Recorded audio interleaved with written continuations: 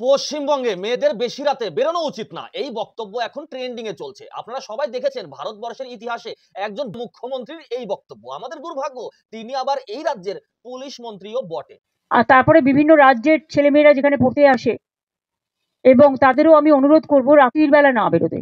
তাহলে এখন ভাবুন আমরা কি রকম একজন অযোগ্যের হাতে এই রাজ্যের শাসন ব্যবস্থা তুলে দিয়েছি। দাঁত কেলিয়ে এই কথা বলার আগে একবারও কি মনে পড়লো না তিনি ঢাক পিটিয়ে বলেছিলেন কলকাতা নাকি পৃথিবীর মধ্যে ১ নম্বর স্থানে রয়েছে নারী সুরক্ষার দিক থেকে। মাননীয়, আপনি তো আবার কথায় কথায় উত্তরপ্রদেশ, গুজরাট, মহারাষ্ট্রকে টেনে নিয়ে আসেন। তাহলে সেই সমস্ত রাজ্যে হয়তোবা কোনো থানা, পুলিশ স্টেশন নেই।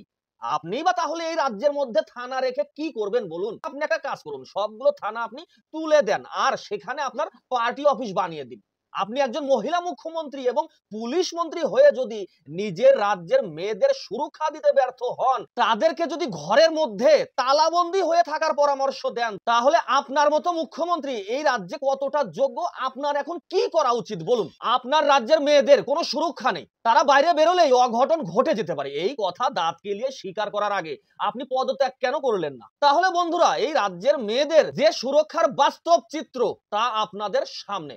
আপনারাই এখন বলুন রাজ্যের মানুষের কি করা উচিত? ভোটের আগেই মাননীয়াকে পদত্যাগ করানো উচিত, নাকি ভোট পর্যন্ত অপেক্ষা করে গণতান্ত্রিকভাবে মাননীয়াকে ভোটে হারানো? কমেন্ট করে অবশ্যই আপনার মতামত জানাবেন। আর হ্যাঁ, ২৬-এ কিন্তু পরিবর্তন এই রাজ্যে অবশ্যই হচ্ছে। মানুষ আর সহ্য করবে না।